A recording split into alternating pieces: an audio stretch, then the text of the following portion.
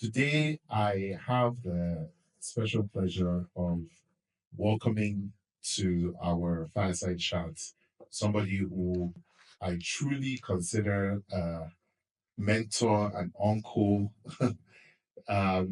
He's actually my disciple.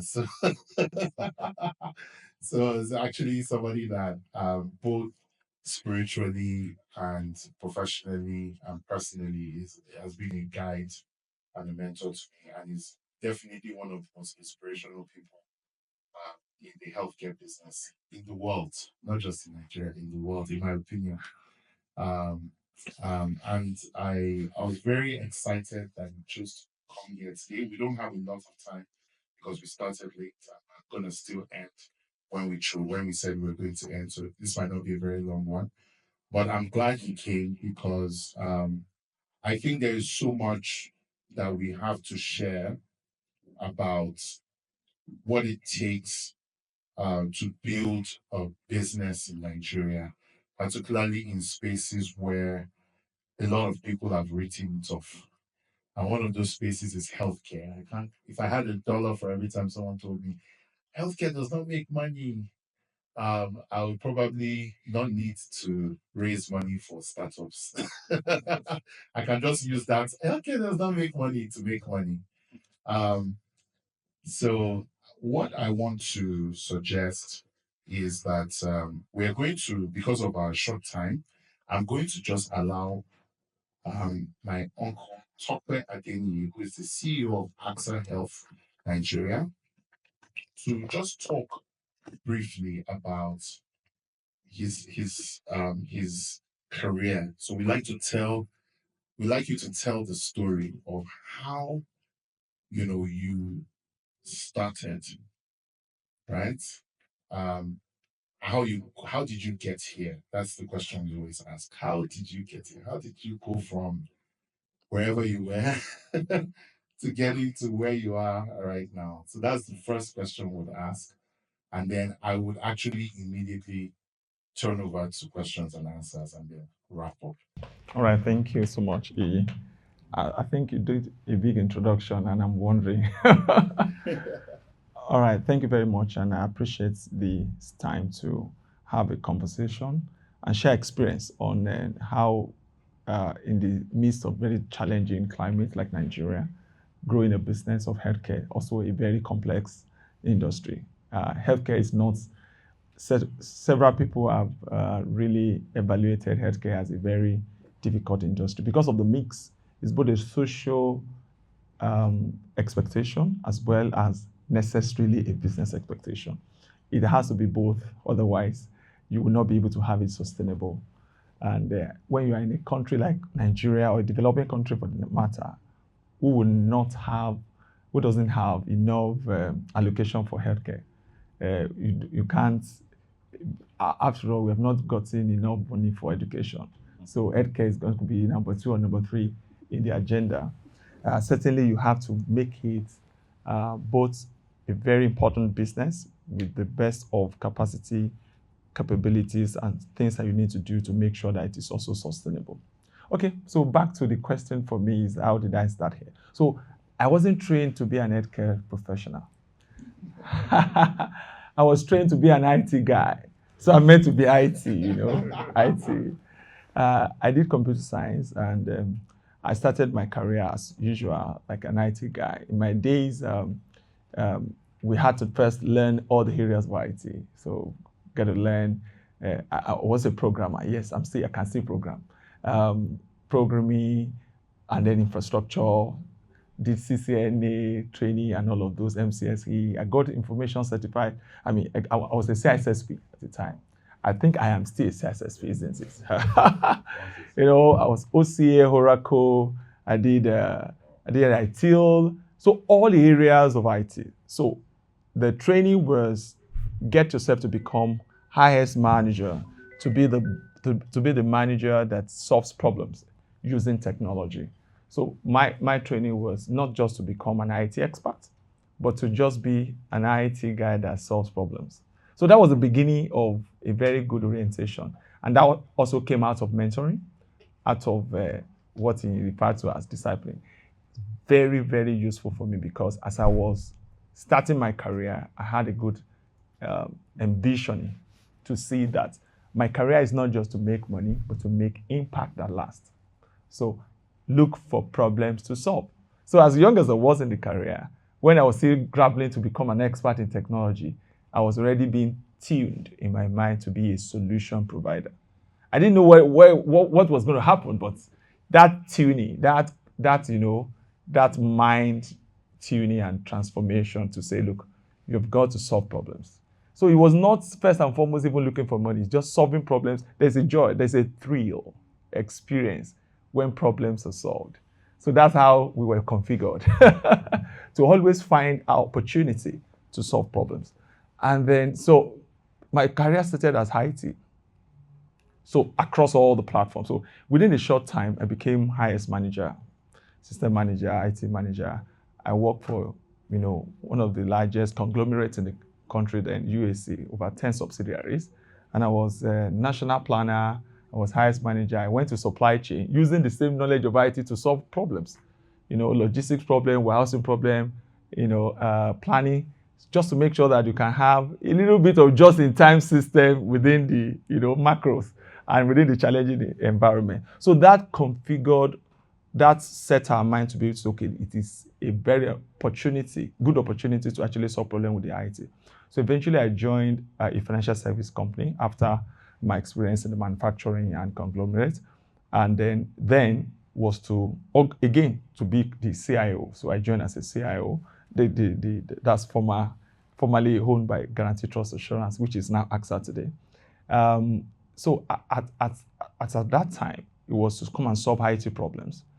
But then the culture of my organization, which is always consistent with where I was before, is to see things in a big picture, to see things in an integrated way, in a big picture, to say, look, it's not silos.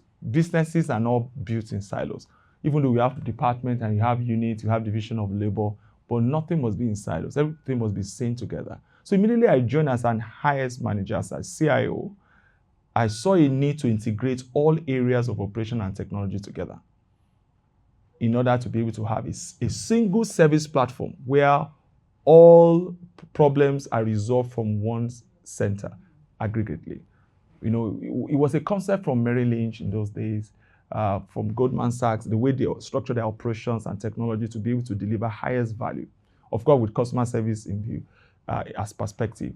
So that's how we configured. And, within a short while, we now have what we call operations and technology as a division. So where service issues, you can't transfer the service gap to anyone. Everything hangs on your desk. Just take decision, know that whether it's technology, whether it's programming problems, whether it's process problems, whether it's people problem, whether it's technology problems, everything is still within a particular division. And that mindset was very good. And that was how we built the organization then. So very interesting because you always have a problem to solve, as a service problem, or a process problem, or a technology problem. Whether you buy technology from abroad, or we used to buy technology from Jordan then, I remember. And, like one of my colleagues said, the technology we're using then, they said, oh my goodness, this technology is aimless. The name of the software is Hames. And they said, no, it's not more Hames, it's Hameless. So, of course, I worked with the team. I said, no, let's work around this thing. Actually, no technology works, people work. And no technology fails, people fail. It is the people that fail, it's not technology. Whenever you say technology that fails, it's people that fail. Study it very well. It is the people, either the way they design, or either the way they configure, or either the way they implement. They fail. So technology cannot work. It's a box. It's a tool. It's invented by someone. It is going to work only when the people that design, implement, with discipline, make it to work or fail. So eventually, the same aimless aim make the company to be the top 3 in the whole country. Opti, many Opti, almost today, they're still using it. It's no longer aimless, it's now aimed. So, but because we just decided to form, a solution team, run it, and face it and solve the problems. Again, so after a while, because of the nature of my comment, like I said, consistent to solving problems, we came to a point when we said, okay, now this business we need to begin to offer service and offering of what people can appreciate now in insurance beyond the fortuitous we are used to. Fortuitous simply means something you don't believe may not happen, may happen, may not happen. That's insurance. Death will happen someday, but we don't know when it will happen. So you cover yourself and say, okay, when I die, somebody will get this benefit. Accident, maybe there will be fire that will, go up or flood, may not happen. So people believe that, okay, this thing that may not happen, I beg, God forbid. You either if you're a religious person, you can say the blood of Jesus, I reject it. If you are a traditional Igbo guy, say fiakwa, and then all of that. So, but we're thinking of, okay, how do we make people to see insurance in a very good way? And we look for, okay, let us start with something they can identify with. Again, thinking with the customer. So we decided that let us launch into health insurance, where they can consume, where we call immediate benefits. What can they consume immediately? What can they have? Nobody wants to just wait till they die. What can I have when I am alive? And it will still be a measure of protection. So that's how we launch into health insurance. So why me? So I needed to ask my boss, why me? And so one day my boss called me and said, look, all of the management members have agreed that you are the guy I need to send to go and start this new area. So what? I should go and run what? Healthcare business? And he said, yes. Okay. I didn't study medicine. Remember what I told you? What did I study? IT. I didn't study medicine. And almost 90% of the people running health insurance then, they were doctors, either consultants or doctors. So I didn't study medicine. So, but then I sat back and I ruminated and I knew that, again, this is a call to solve problem. So, of course, in my own depth of heart, I normally would think through and pray and reason and consider what I was going to do. And I found courage. And I found strength, and I find inspiration and illumination to say, you will go and solve problem. You will go and solve healthcare problem. I'm not going to be minister of medicine. I'm not going to be a medical doctor. I'm going to be an healthcare solution provider. So I started thinking there is a difference between well-being and health and medical. That medical is clinical. Health and well-being, it is the entire state of how you will be healthy, either preventive or curative. Health and well-being. So therefore, even though I'm not a doctor, I'm not going to use stethoscope, but I'm going to solve problems of healthcare. So problem solving again was the base. And I got that courage to say, let's go. And of course, one of the first things we quickly did was to analyze the market. What are the gaps in the market? What do we find existing? What are the issues in the market? And we find some gaps that was very quickly easy to identify. We noticed then that there was no way everywhere you go around the healthcare ecosystem, the people didn't like insurance because they were poorly treated at the hospital. So customers were poorly treated at the hospital. They were not happy. Why? We realized that they said they delay in payment of claims. They do not pay hospitals on time. Then customers also said they delay them and they were not forthright. They write things in blueprints. They're not sure what they're covered for, what they're not covered for. It is a time of challenge and they now said it's not covered. So the customers also were not very happy. Again, the quality of healthcare was not at its very best. So people don't have a choice. Oh my goodness. There's another one that once you choose an hospital, you are stuck. You are stuck. So you are at the mercy of the hospital. You are at the mercy of the health insurance company. You are at the mercy of everybody. You are stuck. And people were moving from paying medical benefits into retainership, now into the health insurance. Oh my God. To some people, it's just bullshit. They don't want it anymore. Come on. So we enter. Finding a gap also give you opportunity to shine quickly. Actually, every time you see a challenge, it is a quicker way to shine.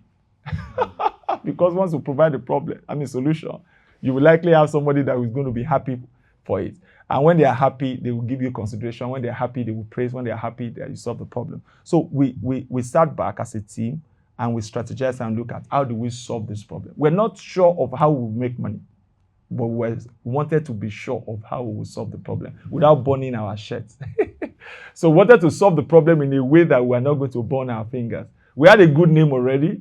We had been doing well in other businesses, life insurance, P&C, and all of that. Now, this health, very sensitive, because it can destroy all the brand equity we have built over the years. Because if we miss, it doesn't have tolerance for nonsense. It doesn't have tolerance for mistakes. It doesn't have tolerance. It's a matter of life and death. And one death is one too many. It can destroy everything you have built. There is nobody that will forgive you when you mess up in healthcare. So we had to think through what are we going to do, and then we look at solutions to these problems. First, from the customer's perspective, and that's how we began. And the rest is history, because we brought in the first technology that was able to make us consumer appreciate that they can have seamless access to healthcare. We brought the first chip-based card. When it was only banking that was doing card that time, we had chip-based card, like an ATM card, where the benefits of your healthcare service is stored already in the chip. And we gave the providers chip card reader that can work both offline and online. It was very innovative, the first of its kind in Nigeria and in West Africa, and everybody was very excited. Not only that, we began to pay claims that everybody had been paying in 6 months before in 2 weeks. So it was massive. Everybody was happy. Service, using technology to provide service, using technology to solve problems. As we solve problems, within a 2-year period, people began to love us. And I said that when you solve problems, when you solve and meet customers' needs, you will be embarrassingly profitable. You will be amazed because they will pay back. Service as a way of bringing back reward and consideration. Good service. So we began to serve the people. We serve the customer. We serve the providers. We raise the confidence of the provider. The providers mean the hospitals, the pharmacies, the laboratory scientists, and all of them. So we brought all the ecosystem together, and they started believing in insurance. Within the 5 years, we became number 1 in Nigeria. And by 10th year, we became number 1 in West Africa, competing in Sub-Saharan Africa. And that, for us, is just not number 1 in revenue, in size, in profitability, but number 1 in impact. Number 1 in driving an ecosystem that is beginning to trust, something that had been forgotten and left hanging over the years. And of course, the impact is that we are now looking also into every other area of healthcare system that will enable us to complete the value chain, because health insurance is a demand side. Then you have the supply side. So we're beginning to see how to also make inputs into the supply side so that the entire ecosystem experience transformation. The entire ecosystem is like experience, big shifts, and then we begin to solve little problem here and there. So in a summary, I just found myself there. I think it's the act of God.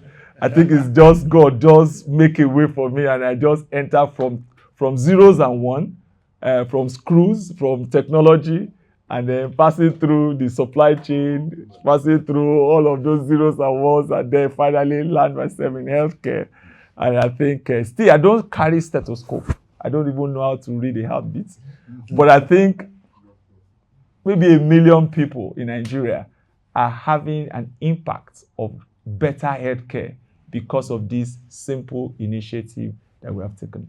Thanks. Thank you very much. That was an amazing story of how Uncle really broke through the ranks. Number 1 healthcare insurance company in Nigeria by a mile, and the most profitable in the world. Well, we are trying. We don't know whether it will. You don't know whether it's the most profitable in the world anymore, but it used to. At one point, it was. Well, in the AXA world, yes. In the AXA world, yes. The most profitable in the AXA world, which spans over 100 and something countries. 50? 50 something countries. So that's basically the whole world. So very, very excited. Like I said, because we don't have a lot of time this evening, I'm going to go straight into the questions and answers on the back of that. So if there are questions from people in the live stream, I'm going to ask you guys to write your questions and put them in the live stream. So after we go through one round of questions, then I'll ask a few final questions so that we can let Uncle go at the time we promised him he would be on his way. So I don't know if anybody has any questions. Okay, fantastic. Bobola, you can come ask your question. Awesome. Thank you very much. And it's nice to meet you, sir. My name is Bobola Ojomi. I'm one of the co-founders of Recital Finance. We are a financial operations infrastructure company. Essentially, what we do is we help businesses reconcile their transactions and track their cash across all their financial systems anywhere in the world in real time. Right? That is what we do. My question evolves around the story we're telling with aim and aimless. Right? I'd like for you to expand a lot about that. But you said something interesting about systems, technology doesn't fail. It's the people that fail. And I'll just relate that to what we're doing. We're strictly an infrastructure company, right? We're solving problems for corporates, for fintechs, anybody that pretty much processes over about, let's say, 20 to 50,000 transactions per month has a reconciliations problem. If you have multiple bank accounts, you have a liquidity management problem because you're managing all of those bank accounts. It's very providers manually. We take all of that manual labor away, right? And I'm just looking through that process of what you said, where you said that systems don't fail, technology doesn't fail, it's people that fail. And I'm trying to relate that with what we're doing, right? Where in the past 2 years, we've been very, very hypercritical about really building for customers. So we've been very careful to make sure we're taking customer feedback at each point in time. Now we're properly serving customers, right? And I'm looking through that story we're trying to tell, and I think that I would like for you to expand more on that story because I'm sure I can glean a little bit more from it. Okay. Thank you very much. So, because my background is technology, so I understood the people's bias about, oh, it has failed. This technology has failed. It's not good. Change it. It's a failed system. It's this. Go and buy the Indian one. Go and buy the one from Dubai. Go and buy the one from XYZ. Go and buy the one from London. This is not good. This is not good. So I've realized, because of what I've done implementation, several implementations of technology. And I realized that in all of the implementations, the most critical part of it is the people. And the people include the developer, the engineers, the architects, the implementers, the users, the project managers, everybody, human being involved in the design, in the architecting of the entire IT infrastructure. They are the people. The risk managers, the information security manager, the people who do not plan risk included in the design of the framework. Those who omitted one or two things, they are all part of the people. So people failing means that because of inadequate preparation or inadequate commitment or inadequate skill of the people, competencies of the people that are implementing or designing the framework, that's what led to the failure. It could even be the fact that they did not design the user requirement properly. And I will share example. So what happened? This aim was aimless for years. As I entered into the system, like as usual, when I saw everything scattered and everything was like aimless, what are we going to do? Everybody was running enter scatter. Okay, I think I was learning. I fell ill, and sometimes when you are down, I don't consider any situation bad. Excuse me. So it was in that my down moment, and that had inspiration again. And it's as if I got a vision, a dream. I said, this is the solution. Integrate process of underwriting, with finance and technology together. The problems we are going through lies around lack of understanding and integration of underwriting, that is the core technical of insurance business, finance, and technology. So each of these departments, they have their mastery. They are the best in their own area. But nobody has an understanding of how do they all integrate in every product and service we offer. So I saw that the gap was knowing how they all fall together. So I sat down. That's why people fail. It wasn't technology. So I sat down, talked with my team. That's how I started learning accounting. Interestingly, I learned accounting to a point where I designed charts of account for our businesses. I had business that I have run for 11 years. I designed a chart of account, and I'm not a chartered accountant. I learned it from the accountant. I had to learn finance. I started, of course, finance, investment operations, and all of that. I had to learn, and of course, I became chartered in insurance. I had to become chartered. I became ACII UK. I became CII, I always had to quickly learn because I know ultimately it's people that fail. Either lack of skill, lack of good attitude, commitment, short-term thinking, whatever is the reason, people cause the failure. So by the time we now understand the finance, the underwriting side, the technology side, we sat down together, broke down all of the issues, pieces them, put them back together. Oh my goodness. That's how we wrote on top of the existing program, solution to solve the problem. Even the OEM gave us access to the source code. I mean, at the time, wanted to give us access to the source code. We said we didn't want. Just give us access to the database. And they gave us access to the database. So we can write our data, we can create new tables. That's how before you know it, everything changed dramatically. And this is just one. And it kept going like that from time to time. So at the end of the day, I will say to you that let your planning be comprehensive whenever you are going to use any tech infrastructure to solve a problem. Include all the stakeholders. Make sure everybody understands what they are doing and everybody contributes and get the people with capacity, people who have capabilities. It may take a bit of time to plan, but plan well. The time and the depth of planning is very, very fundamental to give you a very solid product tomorrow. Don't think planning, if you plan in a haze, in programming, said, program in haze, debug forever. I don't know why you say it now today, you are AI programmers. But then, if your planning is poor, you will continue to struggle for a long time. Who does the planning? It's people.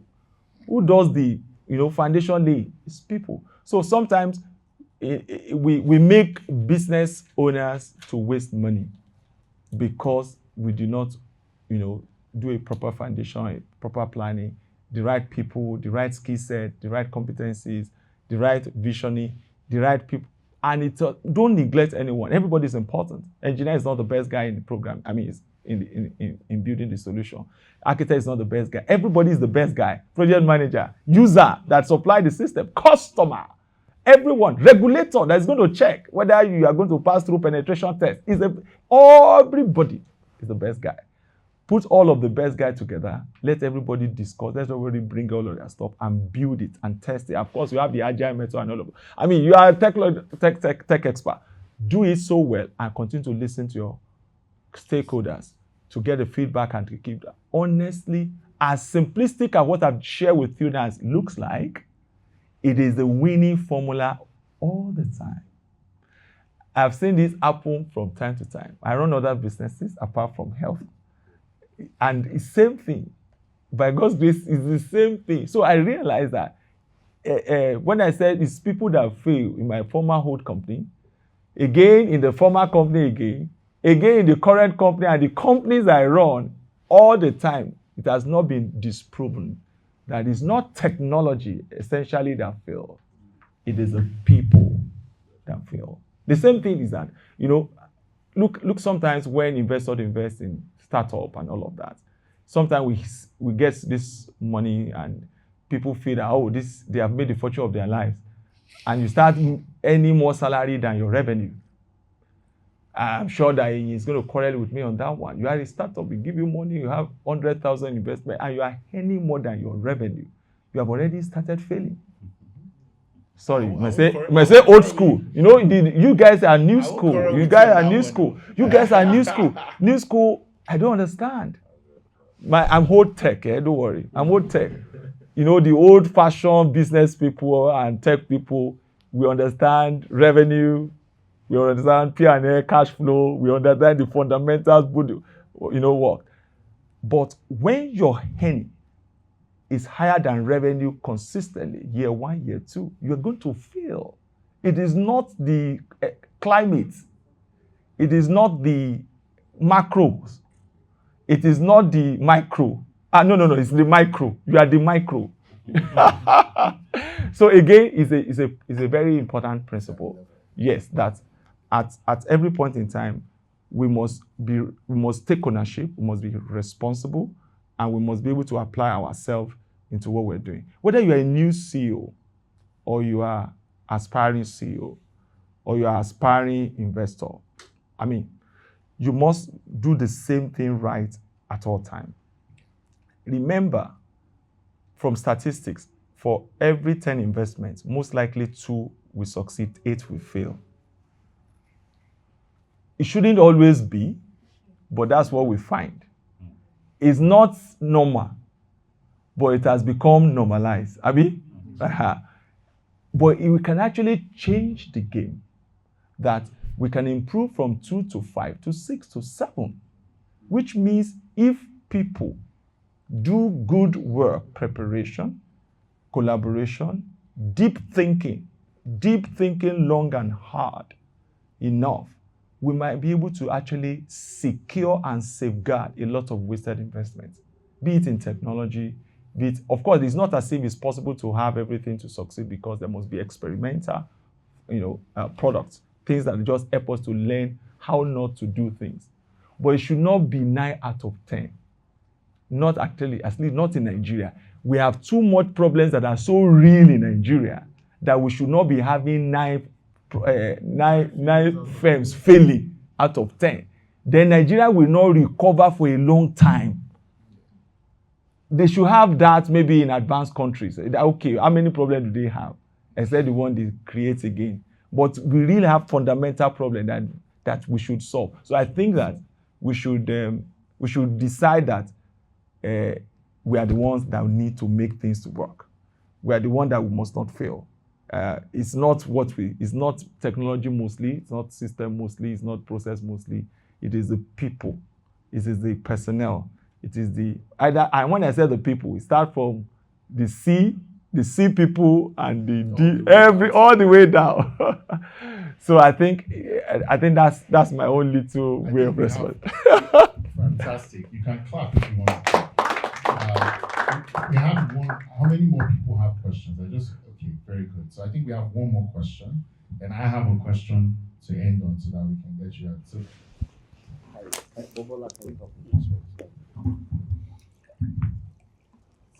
thank you very, very much. Very inspiring. You notice I've been smiling all along whilst we were speaking. My name is Odion Akpan. I lead an innovation management organization. We do two things mostly. We have a venture studio where we build platforms and startups, and on the other hand, we run innovation programs. And as I was listening to you, I got inspired once again, because I find that you are one of the solutions to the problems we have today in Nigeria and in Africa. I could relate to a lot of things you were saying, because I started my career about 21 years ago. And I also have gone through that whole programming, infrastructure, and I identified that as a problem solver. Now, my question to you would be, as an organization, you are now what I consider a data company. You have so much data insights from the work you do. How are you, as an organization, going to contribute to solving, I would say, Nigerian and African-wide health challenges, because you can see the trends, you know what people are going through, what they're struggling with. I know there's budget constraints on the one hand, but from your own side, apart from delivering that health insurance, how can we tap into that your data? I believe in collaboration a lot. I also, I practice corporate innovation. how can we work with you, now we, not just me as an individual, but everybody generally, to mine that data, to see the demographics, to see the kinds of diseases or problems we face, and perhaps reduce the mortality rate that we have, or the lifestyle issues that we have, whatever. So, in summary, my question and perhaps my ask would be, when and how would we partner with AXA Mansard, which is a very big data company today, to solve the healthcare challenges we have across Nigeria and Africa? Fantastic. Thank you so much. And I think I appreciate that question very well. Yes, truly, we're a data company right now. And we foresaw this years ago, that a time was going to come when one of the most valuable assets we'll have is data, because it will easily spin off a lot of solutions in related problems, as well as even unrelated problems, that we suddenly realize that, wow, so this is also evident in what we have discovered. And a few things that we have been doing, and we're going to do more with companies like yours, is that we have startups that we collaborate with from time to time to see what solution do you have in the market in the area of improving healthcare delivery service, so that we can collaborate. So we have collaborated with startups like Clafia, like people who go to homes to deliver care. We have done that with Tremendoc, that does telemedicine. We've done that with several other people, those who want to make sure that the ecosystem is completed. We are also eager to have more. We have the pharmacy network that also deliver goods and services. You will notice what we have done recently is that we partner with telcos to launch micro health products, such a way that the ordinary person can actually have access to healthcare.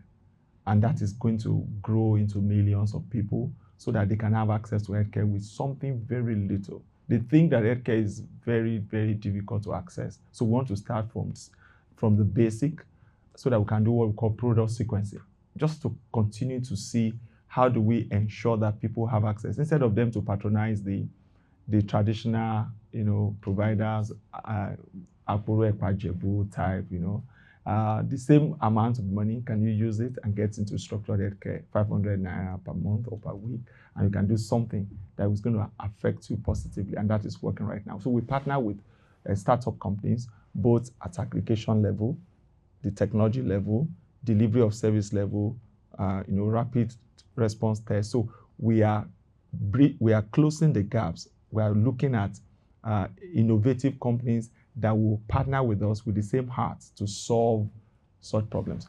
One of the things we are also looking at now, as we also explore, based on our data, we understand the disease burden in geography, in demography, in gender, in age group, and all of that. And so we're looking at, okay, what can the provider side do better? And AXA is very strong now in also investing even more to provider side, where we can actually have people who are rendering healthcare delivery service to partner with us. So you will see the like of One Health. One Health is the first of that initiative, and there will be many of such, either by collaboration, by partnership with hospitals, by partnership with other. We want to see new hospitals, like mobile hospitals, like pop-up, like you just appear. USSD. And we don't want it to be Lagos crowded. We want to see you in Zungeru, in Kano, in Maduguri, in Bayelsa. We want to see you in Sokoto. That's where we want to be. We want to everywhere we can have most impact. You know that another problem I'm just to throw to you right now. We have less than 36,000 doctors in Nigeria right now, even though we have trained over 72,000. So over half have emigrated. Now, even if everybody was there, 72,000 doctors to a ratio of 230 million people, if everybody was around, we are still like 25% the capacity of doctors, patient ratio we are supposed to have. But now over half have emigrated, so we have less. Now, how do we use less to still improve mortality ratio, to improve the maternal health, to improve all of those indices? It has to be with a lot of innovative technology.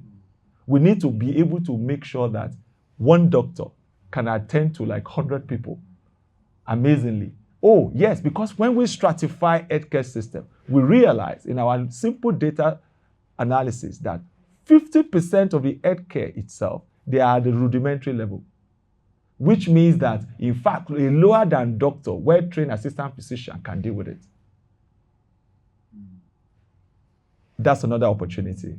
Why won't our startup partner with Ministry of Health and train massively people that can render basic healthcare without becoming an MBBS? And then they will be available, they will be there in Zungeru, they will be there in all the border, everywhere that they can, because they all carry phone now. They all have phone, they all have internet access and all of that. Creative technology that can solve real problems. And that is on the delivery side. We have 330,000 patent stores in Nigeria. Guys, ladies and gentlemen, can you go and aggregate these people together? I'm waiting to partner with you. Go through the regulatory system, go through the technology system, go through the business system, and make sure we can have delivery channels that can solve massive problems. Just like you have PalmPay, hundreds of thousands, OPay, hundreds of thousands, Momo, whichever name, hundreds of thousands. Can we leverage on this?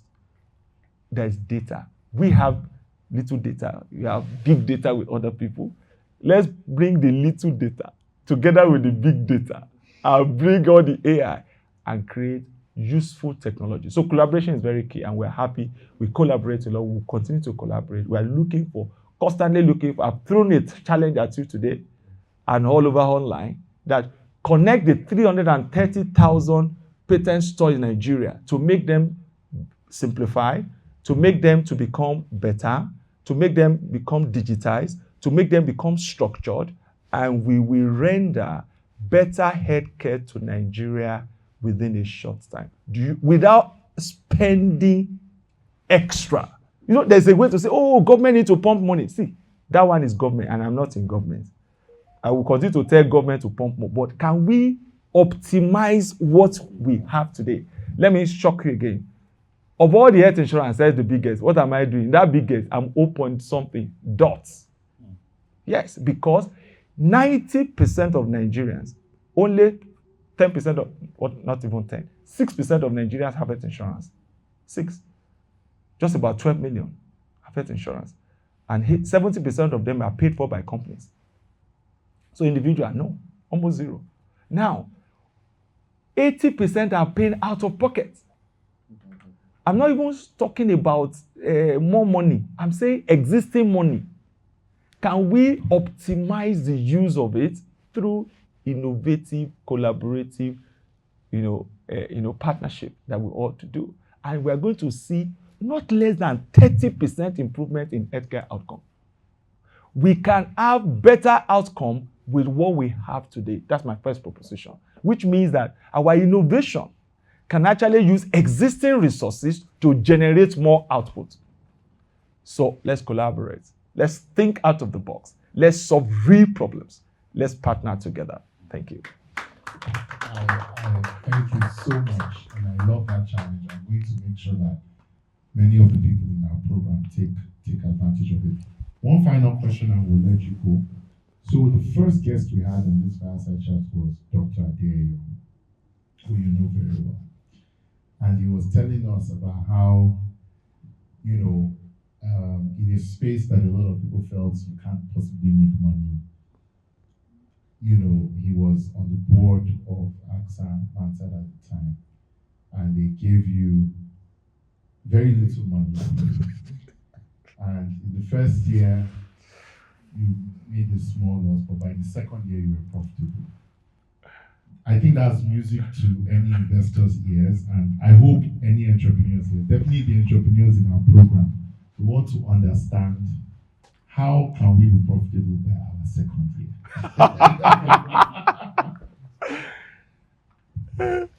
Wow. All right. I think you can give us any final words. Okay. Thank you, and thanks to Mr. Deyo.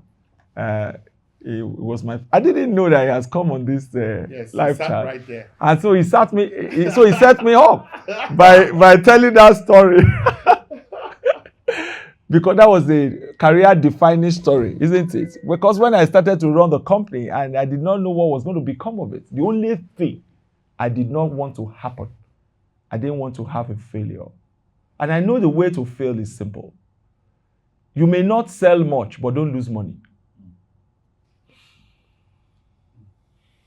Peradventure, I did not succeed in bringing this revenue, but I must return capital back. I don't know how you're thinking about it, but that's how. So my first approach was that, okay, I'm going to unknown territory. God, help me. You know, you said, have you heard when lion prays? Say, God, I'm going out today. I need something to eat. But see, God, as I go out today, don't help my enemy, even if you will not help me. So that I will go. But then my own prayer was different. My own prayer was that God help me. Don't let me bring losses.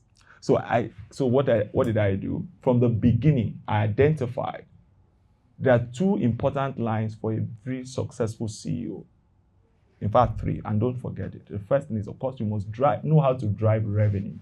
You must think of how to drive revenue, how to solve problems and drive revenue. The second thing, which a lot of us don't know, is that you must learn how to optimize cost. If you don't know, go and learn, go and sit down. Don't hire a CFO to help you manage costs. You are the first CFO of a company. So if you are starting a company and you are not signing financial statement, don't collect money. Don't say this is my CFO. No, you must first answer the investor with, don't use technicality. It's very simple. How do I optimize cost in order to generate return? How do I spend less than I earn? You must have that mindset from the beginning. I must be able to understand it. So I set out to say, look, well, even if I do not have enough sales, I must not spend too much. So I did that. What are the things that will help me not to spend too much? So, while my other colleagues were renting properties in VI and they are going to Ikoyi, okay, I went to Ikorodu Road. So I was paying maybe 20% of the cost of VI, right? And of course, I hired a very good staff, but the good staff I hired, not too many. I hired sufficient and I used technology. I said, okay, we will not do the regular. I will not tell you that.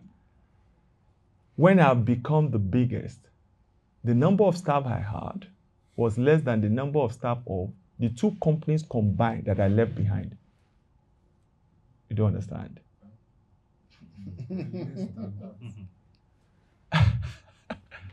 I had less number. Combine them together.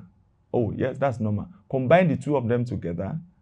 Let's say my number was, let's just say 200. Then these two giants, let's say they were 200, so we're 400. And my revenue is possibly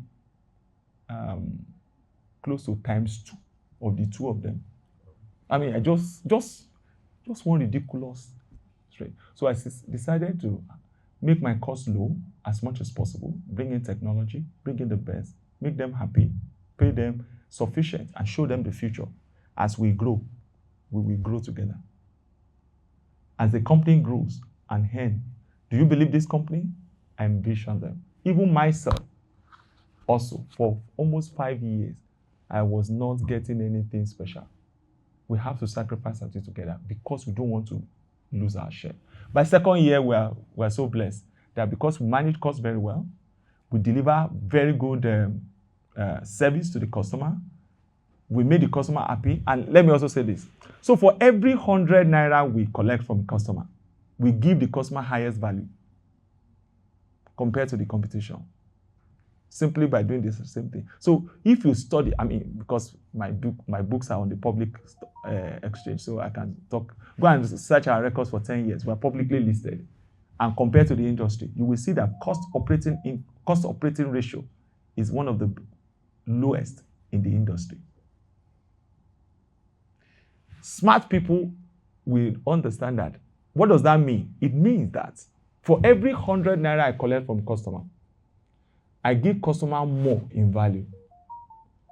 I give less in cost. And then I give the remaining to my shareholder. So everybody wins. So if I give 80% to customer from the same 100 naira I collect, my competition will give you 70%. Who will you go to tomorrow? So at the end of the day, the more you come to me, the more you will reward me. So by second year, and then I became profitable. And I've learned this principle, which I know is applicable everywhere. I mean, he said, if you are over profiting over a customer, it's short term. It's because customer is ignorant or the market is distorted. It won't last. It won't last. One day, very soon, the customer will become what? Smarter, aware, and then the market itself will correct itself. And what will happen to the customers? They will hate you. You will soon die. Oh yes, because they will suddenly, this guy is a cheat, a bundle of cheats. They will move away. They will not be loyal. So I ask you a question. Is your customer loyal or managing? Because they don't have a choice. And I can tell you, the choice is very near. It's you that did not see. Customer has a choice. Customer has a substitute, and it's very close by. So if we don't build loyal customers, so if they say, why did I become second year profitable? God help me. Cost was well managed from the beginning. Revenue was being driven with customer service in mind. And I knew that I have only my big boss that can sack me any day is customer. So I'm always thinking about my boss. This boss must not cough. This boss must not, what else? He must. So each time, because we are thinking of value to add to them. So I noticed, so if I was advised, as I was starting again, say, how can I break even in two? Always think about not only the revenue, very important, think about the cost. Make sure you operate at lean cost as possible. Even if it means for some time. I can tell you, I wasn't driving Prado to my customer's office. People say, oh my goodness, CEO, you will drive. I said, don't worry, I'm going to start with this car. If a customer, I said, my customers are not looking for my car, they are looking for healthcare. There's this illusion. You need to drive Pajero to the gate of your customer. Then they will know, they will take you serious and they will give you right money. I said, in this industry, you are deceiving yourself. What they are looking for, how can you get me well whenever I fall ill and my family so that I don't get myself disrupted? I said, you cannot collect premium and going to buy Prado and Jeep and this as a startup. So you collect $200,000 as a startup and then you go to the market. You go and buy Lexus 570 CEO car, befitting car. I said, that's the befitting car. So that when we go to office in Ikoyi, so that they can know that you are not a small person. Let them see you as a small person and have mercy on you and give you business. Come on. Let them see you as a small person, as a hungry person. I always run like a hungry person. I'm still very hungry. That's why you see me now. I will soon come out of this place. I'm going to the gate to an hungry center. I'm still hungry. So don't live in an illusion. Don't look at anybody, somebody that is driving one Pajero. Maybe be Yahoo Plus, so forget those things. Just focus on your own journey. That I will get there as quickly as possible. As I serve, as I render, service to my customers, optimize costs. And guess what? You are going to get that reward multiple times tomorrow in a sustainable manner. Even though we became profitable, we continually gave best or highest value to the customer. We've not changed up to now, and we're not going to change. And as we go on, we will not change. We're going to other parts of Africa. We're already in 7 countries in Africa. We're going to be more and more and more across the world, more. But please, I advise, it's a tough time. When I entered the market as well, it was tough. Dollar was at 120 when I started, and within a short while, boom, boom, boom, boom. So it wasn't it's the same cycle that runs in developing countries. And so don't say, maybe when you started was better. No, it wasn't better. It was bad also. In fact, within 2 years or so, what's the name of this? Ebola. And then maybe by 50th year or 70th year, COVID. Everything was just hit. And those are healthcare issues. They hit you badly. Wow. Wow. Claim going up above the roof. Everybody. Fraud. Everything will be going wrong. People can no longer send documents you can vet. No signature anymore. Say there is COVID. You cannot just pay. People are dying in the hospital. You have to wear more masks. You have to do this thing. Just pay because you are going to save life. Are you not here to save my life? And we have to save life truly. So all of those things are always happening from time to time. But when you stay focused on those principles, honestly, it's so simple. Manage your cost effectively. Don't do more than you have capacity for, and stay focused on that customer. Honestly, always adding value to the customer. Never stop, helping the customer to, navigate his or her way onto doing the right thing. I believe that you will do well eventually. Let your team be focused on your vision. Be transparent to your team. Show them. I like the way where you say, look, our total earning will be 3% of our revenue, for example. When you make more revenue, or 15% of our profits, whichever way that you design it, let them see you transparently. Let it be that when you grow, everybody grows. When you increase, everybody increase. At the end of the day, you will see that they will die with you. You won't die. They will die. They will work for you. They will do everything for you. Within a short while, honestly, people work for me Monday to Sunday, except maybe when they are in church or when they are praying in the mosque. We were not doing COVID. People were already working 24/7. Yeah, because they believed in the company. They believed in the vision, and they was believing. And maybe the last point is that the more you are growing well, and you are leading by example, the more you are growing well, the more people will like you. The more people will want to be associated with you, and the more people will buy into your vision. So I believe that we can all be profitable if we stay focused, if we stay disciplined, if we stay long-term focused. Maybe not year 2, maybe some year 3, maybe some year 4. Everybody wants year 1. But then, honestly, you shorten the journey to profitability if we follow through a disciplined process that manages cost effectively, that stay focused on customer service, and that continue to optimize value for your shareholder at all time. Thank you. Thank you so much, Uncle. Those were masterclass tips. I know we said we're going to let you go after this question, so please give him a round of applause. Thank you so much, sir. I'm very grateful. Thank you.